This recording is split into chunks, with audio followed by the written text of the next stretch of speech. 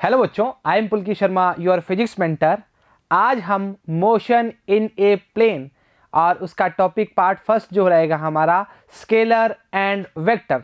Last lecture में हम acceleration, velocity और स्पीड के अंदर स्केलर और वेक्टर क्वांटिटी की बात करके आ चुके हैं और आपको बोला गया था कि नेक्स्ट लेक्चर का पार्ट जो फर्स्ट होगा वो स्केलर और वेक्टर का ही होगा। ये स्केलर और वेक्टर के साथ साथ हम कुछ पोजीशन वेक्टर हो गया, डिस्प्लेसमेंट वेक्टर हो गया और अलग अलग वेक्टर्स के बारे में चर्चा करेंगे। सबसे पहली बात ये रहेगी कि ये लेक्चर पूरा थ्योरी बेस्ड लेक्चर रहेगा और नीट की दृष्टि से देखा जाए तो बहुत ही इंपॉर्टेंट रहेगा। अगर आप फर्स्ट पार्ट देखेंगे तभी आगे वाले पार्ट समझ आएंगे, नहीं तो बीच में कुछ ना कुछ दिक्कत रहेगी और न्यूमेरिकल में तो डेफिनेटली रहेगी। क्लियर है? तो कॉपी पेन निकाल लीजिए, स्टार्ट करते हैं स्केलर्स एंड वेक्टर्स। सबसे पहले बात करेंगे स्केलर। हमने बात करी थी कि ओनली मैग्नीट्यूड को शो करता है, डायरेक्शन को नहीं बताता। तो जो खाली मैग्नीट्यूड बताएगा, डायरेक्शन नहीं बताएगा, स्केलर क्वांटिटी, और डायरेक्शन प्लस मैग्नीट्यूड दोनों की बात करेगा वेक्टर क्वांटिटी। इतनी सी बात जो चर्चाओं में सबसे मेन बात रहेगी वो यही रहेगी। उसके बाद जो एग्जाम्पल होंगे उसको हम थोड़ा सा समझ लेंगे ताकि हमारे काम करने में कोई किसी प्रकार की दिक्कत ना आए। अब सबसे पहले बात है प्लेन की। तो प्लेन में हमने क्या पढ़ा था कि स्ट्रेट लाइन में बोला था 1D मोशन की बात करते हैं, प्लेन का मतलब 2D मोशन की बात करना स्टार्ट करेंगे।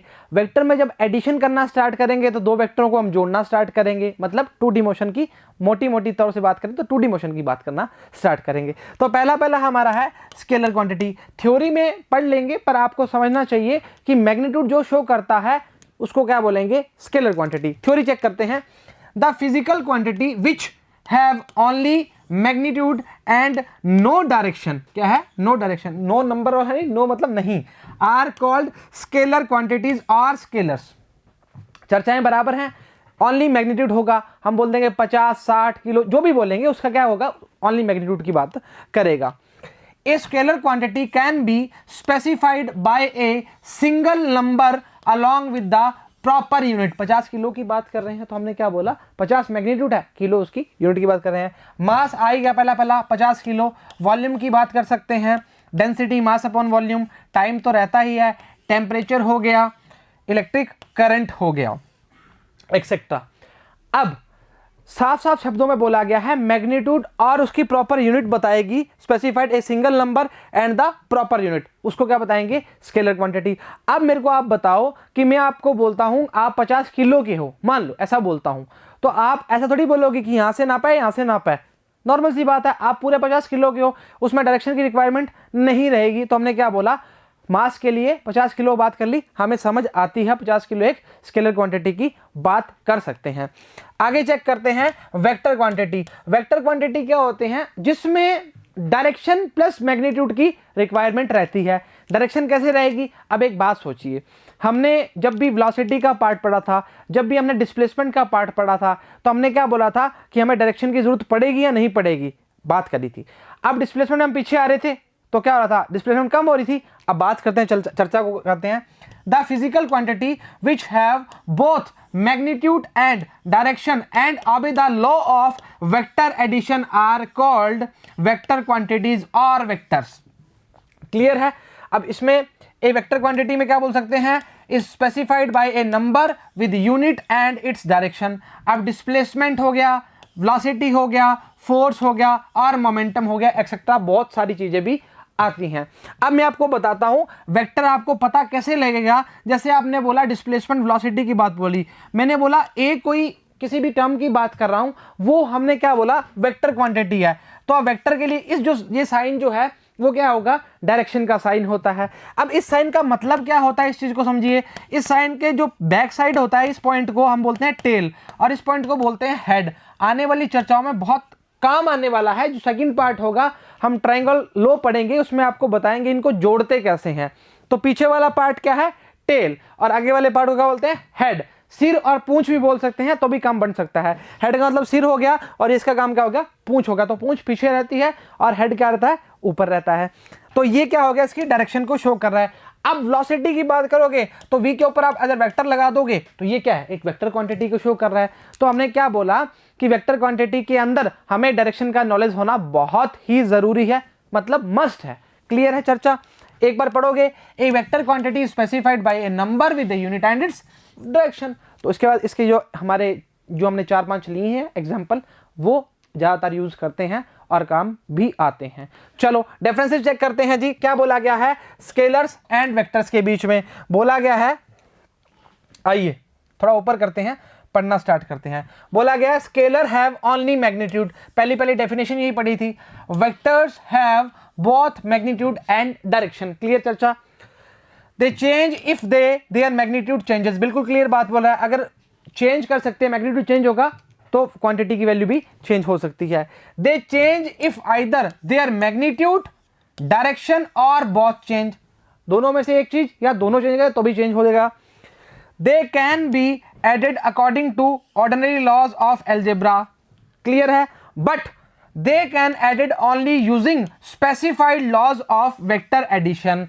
इसके लिए वेक्टर के लिए अलग लॉ हैं, जैसे हम नॉर्मल एडिशन करते हैं वैसे नहीं कर सकते। उसके लिए हम क्या बोलेंगे, वेक्टर्स लॉ का नाम दिया गया है। उस लेक्चर के लिए वेक्टर लॉ हम अलग से पढ़ेंगे, जिसको पूरे लॉस के डिस्कस कर लेंगे, प्लस का, माइनस का, सबट्रैक्ट का, डिवाइड, जो भी होगा सब कर लेंगे। पर आपको ध्यान रखना है कि हम नॉर्मल जो जोड़ते हैं वैसा काम नहीं कर सकते वेक्टर्स के अंदर, इसके खुद के लॉ हैं। अब आपने दो क्वांटिटी पढ़ ली, एक तो स्केलर पढ़ ली, एक वेक्टर पढ़ ली। अब मैं एक क्वांटिटी आपको बताता हूं, उसको बोलते हैं टेंसर, और हिंदी में बात बोलेंगे तो उसको बोलते हैं प्रदिश राशियां। टेंसर लिखा तो खाली प्रदिश लिखा है। अच्छा, अब क्या होते हैं, ये ना स्केलर होती हैं ना ये वेक्टर होती हैं। अगर ये स्केलर नहीं है, और ना ही ये वेक्टर है, तभी तो इनको क्या बोला, टेंसर। तो इसकी डायरेक्शन तो होती है, तो इसको डायरेक्शनलेस तो नहीं बोलेंगे। डायरेक्शन पर इसकी स्पेसिफाइड एक डायरेक्शन में नहीं होती। जैसे हमने बोल दिया वेक्टर को, मान लो आपने डिस्प्लेसमेंट का कोई नाम लिया, आपने बोला ये कोई ए पॉइंट है, इसकी डायरेक्शन इस साइड है, तो आपने कोई स्पेसिफाइड डायरेक्शन बता दी। क्लियर है? अब मैंने क्या बोला, टेंसर की डायरेक्शन तो होती है पर डायरेक्शन क्या है, स्पेसिफाइड नहीं होती, मतलब कई डायरेक्शंस की बात कर सकता है, तो उसको क्या बोलते हैं, टेंसर क्वांटिटीज। तो एग्जांपल क्या होगा, मोमेंट ऑफ इनर्शिया, MI लिखते हैं जी मोमेंट ऑफ इनर्शिया को। ये चैप्टर नंबर जो 7 है उसमें काम आएगा। डायरेक्शनलेस नहीं बोल सकते क्योंकि एक डायरेक्शन ना होने के कारण कई डायरेक्शन होती हैं, तो क्या बोलते हैं, मोमेंट ऑफ इनर्शिया इसका एग्जांपल है। क्लियर है? ना स्केलर की बात कर सकते हैं इसमें, ना वेक्टर की बात कर सकते हैं, तो टेंसर क्वांटिटी अलग ही क्वांटिटी होती है। Moment of inertia is the best example for tensor quantities. Clear है चर्चा? 3 क्वांटिटीज की बात कर ली। फर्स्ट कौन सी थी, स्केलर, दूसरी थी वेक्टर, और थर्ड थी टेंसर। आपको कई किताबों में मिलेगा और कई किताबों में नहीं मिलेगा। अच्छी किताबों में मिल जाएगा, और जो किताबें सभी अच्छी होती हैं, कई किताबों में नहीं मिलेगा। मान लो बोर्ड्स में नहीं मिल सकता, और आगे पढ़ोगे तो मिल जाएगा। कई बार क्वेश्चन भी आ जाता है। क्लियर है चर्चा? वेक्टर एडिशन आपको बताया जाएगा। अच्छा, पोजीशन वेक्टर। पोजीशन वेक्टर क्या होता है, नाम से पता लग रहा है हमें किसी चीज की पोजीशन चाहिए।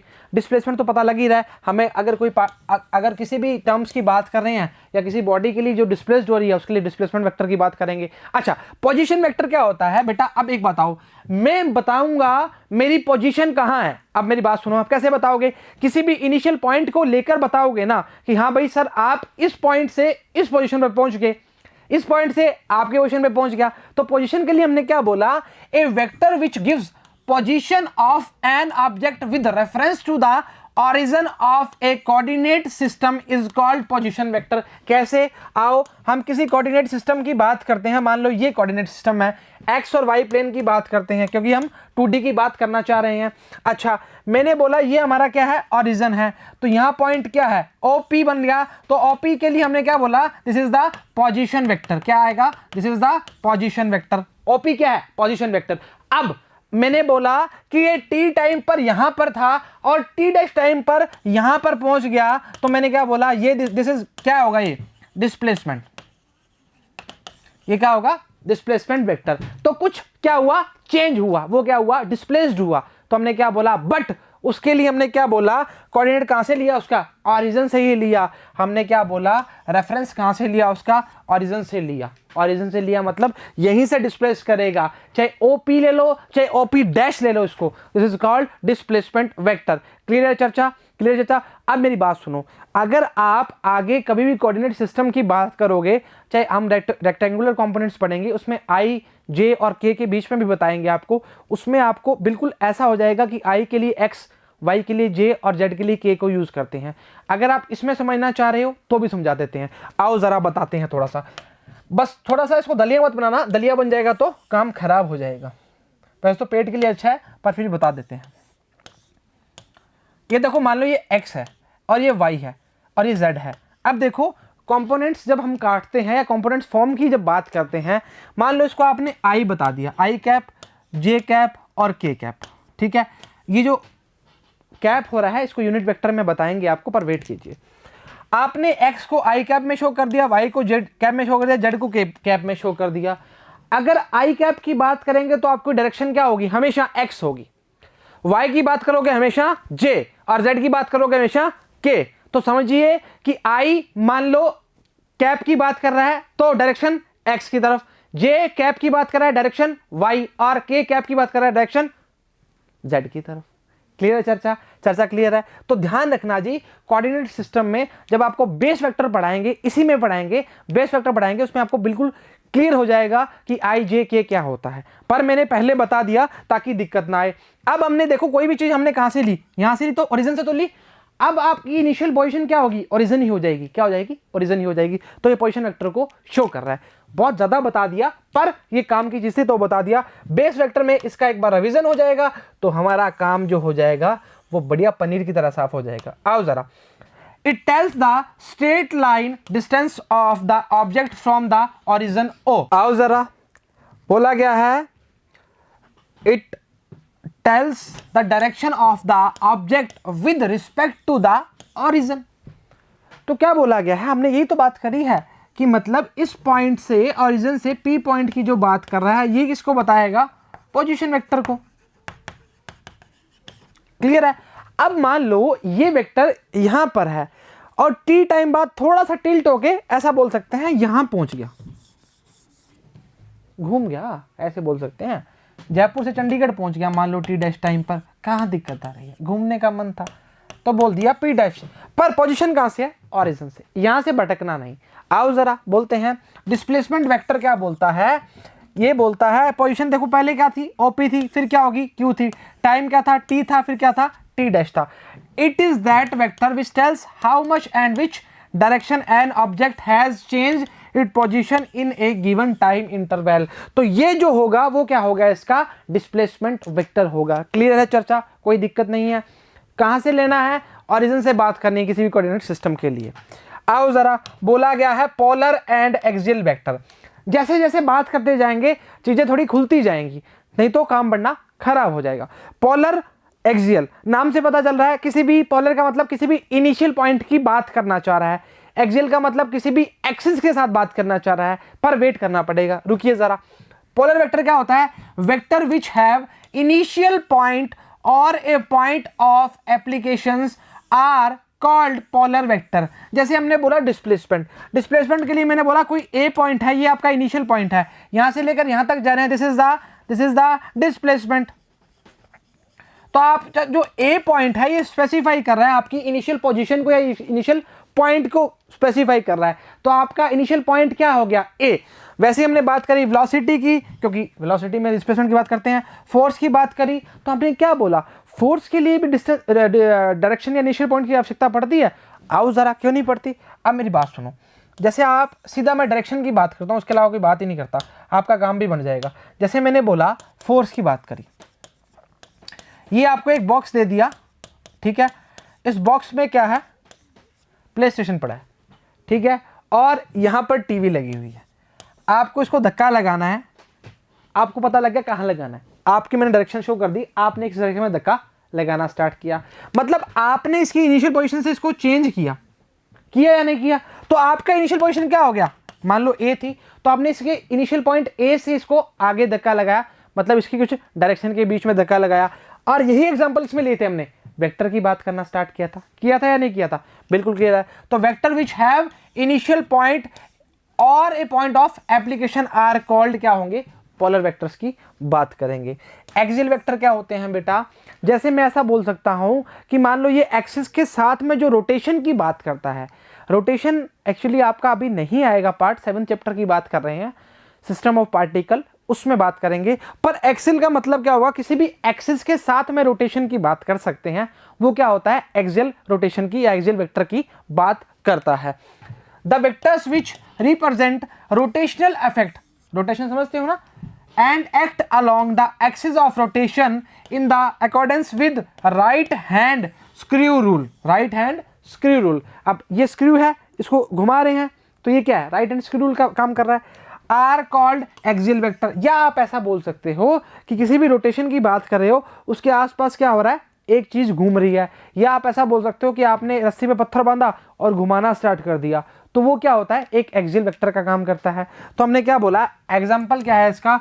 एंगुलर वेलोसिटी हो गया, टॉर्क हो गया और एंगुलर मोमेंटम हो गया। ये किसको बताते हैं? एक्सियल वेक्टर को बताते हैं। अब इसके डायग्राम जो चेक करेंगे उसके बाद ही काम बनना स्टार्ट होगा। अब डायरेक्शन बड़ा इंपॉर्टेंस रखती है। अगर आपका एक्सियल वेक्टर ऊपर की डायरेक्शन में है, एक्सिस आपके ऊपर की डायरेक्शन में है, तो आपकी जो डायरेक्शन होगी वो रोटेशन की कैसे होगी? कैसे होगी बेटा? ये देखो ना कैसे होगी, घड़ी तो ऐसे घूमती है, तो ये क्या हो गया बेटा? क्लॉकवाइज हो गया। और दूसरे वाला क्या हो गया? Anti clockwise. क्या बोले? Anti clockwise. क्लियर है? डायरेक्शन, एक्सिस की डायरेक्शन ऊपर जब ली तब क्या था? एंटी क्लॉकवाइज, और जब नीचे की एक्सिस की बात करी थी तब क्या हो गया? क्लॉकवाइज। इसको क्या बोलेंगे? इसको बोलेंगे एक्सिस ऑफ रोटेशन, और इसको बोलेंगे एक्सियल वेक्टर या एक्सिस ऑफ रोटेशन की बात ये कर सकते हैं। तो इसी को बोलेंगे एक्सियल वेक्टर बोलेंगे। क्लियर है चर्चा? दो कोई दिक्कत नहीं है। एक एक्सिस ली, उसके आसपास या पत्थर लिया, उसको घुमाना स्टार्ट किया, तो हमने क्या बोला? वो रोटेशन की बात कर रहा है। तो पोलर में क्या चाहिए? इनिशियल पॉइंट की बात चाहिए, और एक्सिस में रोटेशनल इफेक्ट की बात करना स्टार्ट करता है। आओ जी, सबसे इंपॉर्टेंट, सबसे दमदार, सबसे शानदार काम करने वाले हैं। अब क्या लिखेंगे? Some definitions in vector algebra. First है equal vectors, negative vectors, unit vector, coplanar, collinear, coinitial, null vector और बेस वेक्टर। मैं कह रहा हूं ये आप वैसे तो किताबों में बहुत ज्यादा दिए हुए हैं, हमने 8 लिए हैं, 5 या 7 8, आज थोड़ा नंबर चेंज हो गया पर जरूरी था। 8 वेक्टर ये इतने काम आएंगे आपको, इतने काम आएंगे कि आपके आने वाले आगे जो न्यूमेरिकल रहेंगे उसमें बहुत ही यूज आने वाले हैं ये 8 हमारे जो वेक्टर हैं। अब थोड़ा थोड़ा इसको नाम से पढ़ना स्टार्ट करते हैं कि काम बनना स्टार्ट होगा या नहीं होगा। इक्वल का मतलब होता है बराबर।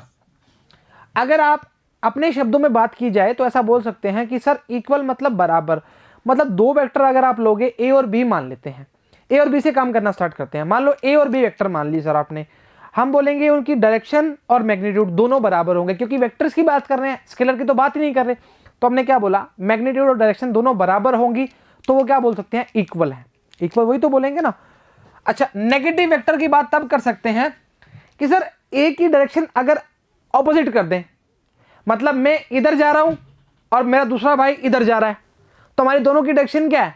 अलग अलग है। ट्रेन इधर जा रही है, एक ईस्ट को और एक वेस्ट को जा रही है, तो भी क्या है? नेगेटिव की बात है। हम जब डायरेक्शन को ऑपोजिट करते हैं तो वो क्या है? नेगेटिव का यूज करते हैं। आओ जरा, या आप एक्सेलेरेशन से भी समझ सकते हो, एक एक्सेलरेट हो रहा है और एक डी एक्सेलरेट हो रहा है, तो हम नेगेटिव एक्सेलरेशन की बात करते हैं।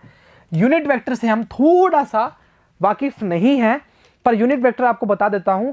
स्पेसिफाइड यूनिट वेक्टर की बात करें तो स्पेसिफाइड डायरेक्शन को शो करता है, मतलब डायरेक्शन को जस्टिफाई करता है कि किस डायरेक्शन की बात करना चाह रहा है। क्लियर है? आगे क्लो प्लेनर, को इनिशियल, को वेक्टर, ये आपको बिल्कुल तरीके से बता देंगे, पर वेट कीजिए। आइए सर, इक्वल वेक्टर बिल्कुल चर्चा से बराबर पढ़ना स्टार्ट करते हैं। 2 vectors are said to be equal if they have same magnitude and same direction. A vector और बी वेक्टर दोनों की डायरेक्शन बिल्कुल सेम है, मैग्नीट्यूड बिल्कुल सेम है, कॉल्ड इक्वल वेक्टर। कोई चर्चा में दिक्कत नहीं होनी चाहिए। सेकंड है नेगेटिव ऑफ ए वेक्टर्स की बात करेंगे। The negative of a vector is defined as another vector having the same magnitude but having an opposite direction. तो क्या बोलेंगे कि डायरेक्शन क्या है, ऑपोजिट है। अगर एक इधर की बात कर रहा है तो दूसरी इधर की बात करेगा। तो हमने बोला ए वेक्टर, इसको बोला बी वेक्टर और माइनस ए वेक्टर।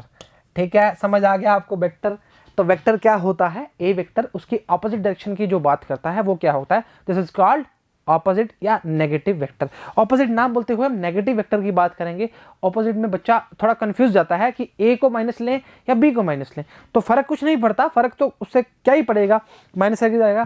पर हमारे इतना पता है कि नेगेटिव की बात कर रहे हो तो काम करना स्टार्ट कर दो, क्या मतलब नेगेटिव वेक्टर की बात कर रहा है, बस सिंपल सी बात है, डायरेक्शन ऑपोजिट है बस। आओ यूनिट वेक्टर। अब देखो मैं थोड़ा सा इसको थोड़ा सा आप आराम से तसल्ली से टाइम लगाएंगे उस पर आराम से काम बनना स्टार्ट होगा। मान लो ए कैप है, आपको यही दिया हुआ है, तो इसमें बोला ए वेक्टर अपॉन में मोड ए। अब मेरी बात सुनिए, इसको बोलते हैं यूनिट वेक्टर। यूनिट वेक्टर का काम क्या होता है, यूनिट वेक्टर का काम होता है डायरेक्शन को बताना। क्या होता है, डायरेक्शन को बताना। अब मैं आपको एक चीज बताइए, अगर मैं ए कैप और mod A equal to A vector बता दूंगा तो आपको यहां से पता लग रहा है क्या, ये बता रहा है जो डायरेक्शन को शो कर रहा है, नॉर्मल सी बात है, ऊपर तीर लग रहा है तो डायरेक्शन को बता रहा है। अब ये तो क्या हो गया, ये किसी मैग्नीट्यूड को शो करता है, मैग्नीट्यूड को, और ये यूनिट वेक्टर की बात है तो इसके लिए हमने क्या बोला, डायरेक्शन को स्पेसिफाई करेगा।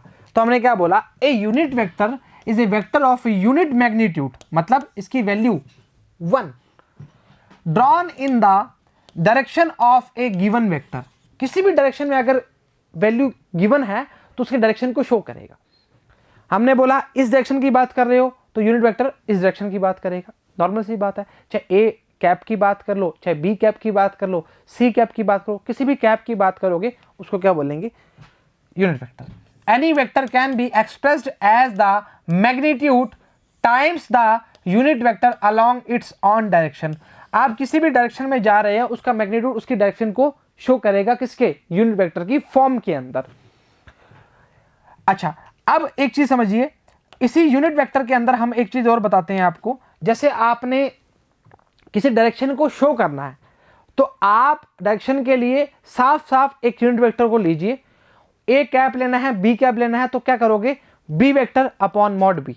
अब मॉड बी का वैल्यू कैसे आएगा वो वेट कीजिए, उसके लिए थोड़ा सा चर्चा करना पड़ेगा। पर आप ध्यान रखना, सिर्फ और सिर्फ डायरेक्शन को स्पेसिफाई करने के लिए हम किसको यूज करते हैं, यूनिट वेक्टर को। क्लियर है, क्लियर है। सेकंड, हमारा जो फोर्थ पार्ट है वो क्या है, कोप्लेनर वेक्टर। इसको थोड़ा सा ऊपर करें बेटा। The vectors which act in the same plane are called coplanar vector. अब देखो मैं दो वेक्टर्स की बात करता हूं, अब क्या साफ साफ बोला है, सेम प्लेन की बात कर रहे हैं। मान लो ये एक प्लेन है, ठीक है, इसको प्लेन को मैं ऐसे करता हूं, ये यहां से पकड़ लिया और एक यहां से पकड़ लिया, ठीक है। अब कहीं भी प्लेन कर लो, आप ऊपर लगा लो चाहे प्लेन नीचे लगा लो, अगर मैं ऐसे पकड़ूं तो गिर जाएगा ये, ठीक है। अब ये प्लेन लिया, ये वेक्टर, ये प्लेन लिया तो इसके अंदर, ये प्लेन लिया तो इन दोनों को क्या बोलेंगे, कोप्लेनर वेक्टर।